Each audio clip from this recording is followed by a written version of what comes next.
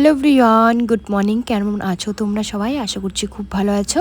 আমরাও ভালো আছি। নতুন একটা ব্লগে অনেক অনেক স্বাগত, অনেক অনেক ভালোবাসা। তো ঘুম থেকে উঠেছি অনেক সকালবেলায়। তো ঘুম থেকে উঠে আজকে গিয়েছিলাম একটুখানি রাস্তা হাঁটতে। তো রাস্তা হেঁটে এসে আমাদের কিন্তু চা খাওয়া, ব্রাশ করা থেকে শুরু করে মানে কমপ্লিট হয়ে গিয়েছে। তবে বিছানাটা তোলা হয়নি। বাইরের ওইদিকে বসে আছি আর মা ওইদিকে বাইরের কাজ সারছে।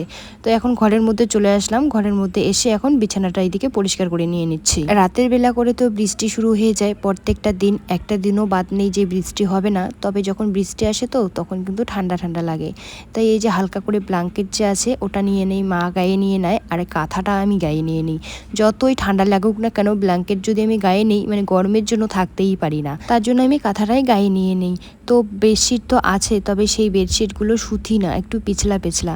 তো পিছলা বেডশিট গরমের দিনে পাতলে পরে শুলে পরে দেখি বেশি গরম গরম লাগে। তার জন্য কিন্তু আমি আর ওই বেডশিটগুলো পাতি না, এই বেডশিটটাই পেতে নিয়ে নিই।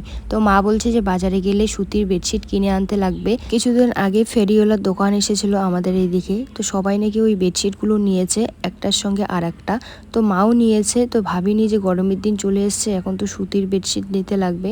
মানে নিয়ে নিয়েছে, নিয়ে যাওয়ার পরে এখন বলছি যে এই বেডশিটগুলো বেকার নিলাম, এই সুতি বেডশিট নিলে হয়তো ভালো হতো। নিয়ে ফেলেছে, এখন তো আর কিছু করার নেই। তো যাই হোক, বিছানাটা আমি পরিষ্কার করে নিয়ে চলে এসেছি এখন রান্নাঘরে। রান্নাঘরে এসে এইদিকে এই যে এখন গ্যাসটা মুছে নিয়ে নিচ্ছি।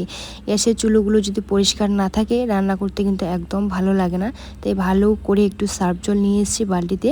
ভালো করে এই যে কাপড়টা দিয়ে এখন মুছে নিয়ে নিচ্ছি। মা তো সবসময়ই মুছে, যেহেতু সকালবেলা আজকে সেদ্ধ ভাত রান্না করেছে তো একটু দিকে ভাতের মার পড়েছে। আর গ্যাসের মধ্যে রান্না করতে ভালো লাগে, তবে যে কোনো রান্না করো না কেন ছিটকে ছিটকে পড়ে, সেই তেল ছিটকে পড়বে, ভাত যদি উতলে যায়, ভাতের মার পড়ে যায়, তখন আবার পরিষ্কার না করলে কিন্তু ভালো লাগে না। তো ভালো করে ওইদিকে মুছে নিয়ে এই যে গ্যাসের যে প্লেটগুলো আছে তো বালতিতে করে জল নিয়ে এসেছি। তো ভালো করে এখন ধুয়ে নিয়ে নিচ্ছি। আমাদের বালতিটার কি অবস্থা হয়ে গিয়েছে, কলের যা আয়রন। এই বালতিটা যদি ভালো করে মাজি তবুও কিন্তু ওই লাল দাগগুলো উঠতেই চায় না। আয়রনগুলো একদম বালতির মধ্যে লাল দাগগুলো বসে গিয়েছে। গ্যাসের চুলাটা যেখানে বসিয়েছে সেখানকার লাইটটা হয়ে গিয়েছে নষ্ট। আর আমার মা লাইনের কাজে ভীষণ ভয় পায়। বাবা যদি ঠিক করতেও চায় কিছুতেই ঠিক করতে দেয় না, বলে কি লাগবে না, মেকার আসবে তারপরে ঠিক করবে। দুদিন থেকে মেকারকে খবর দিচ্ছি, কিছুতে আসছে না, হয়তো সময়ও পাচ্ছে না, তার জন্য কিন্তু আসছেও না। তো বন্ধুরা, আমি স্নানটা সেরে নিয়ে নিলাম। তো এখন আমি মুখের মধ্যে ক্রিম দেইনি। আর এখানে যে আমার কি হয়েছে দেখো, গরমের দিন তো চুলকাইছি, একদম রক্ত জমে আছে এই জায়গাটাতে। তো এখন মুখের মধ্যে আর কি ক্রিম দিয়ে নেব। আর মামাম যেহেতু এখানে পড়তে বসিয়েছিলাম, তো মামামের এই যে দেখো বিছানা কি করে রেখেছে, ব্যাগপত্র একদম ছড়িয়ে ছিটিয়ে রেখে দিয়েছে। তো সেগুলো এখন মানে মুখে ক্রিম ট্রিম দেওয়া দিয়ে তারপরে ওগুলো আর কি পরিষ্কার করে নিয়ে নেব।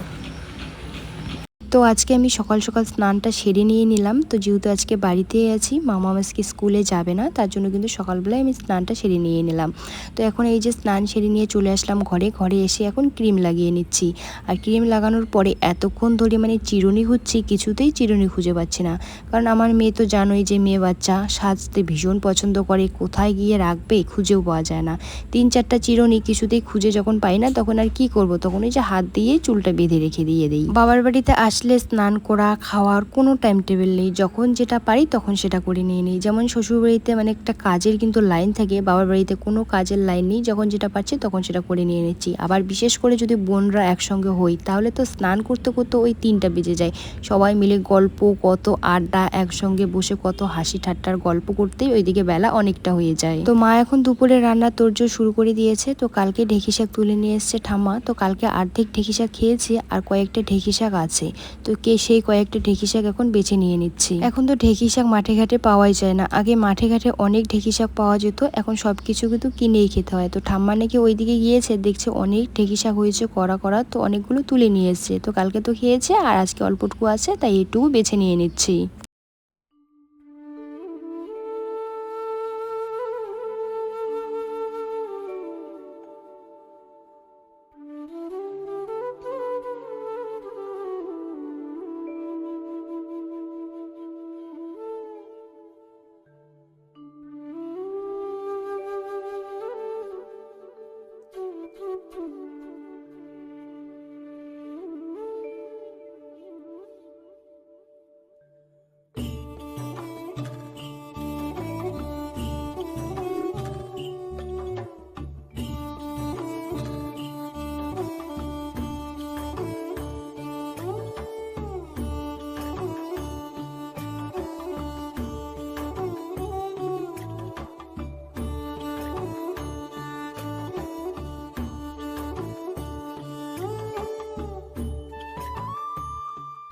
মা গেছে মামামকে নিয়ে দোকানে, কারণ মা গিয়েছিল দোকানে, ওর দিদু নিয়ে যায়নি, কান্নাকাটি শুরু করে দিয়েছে।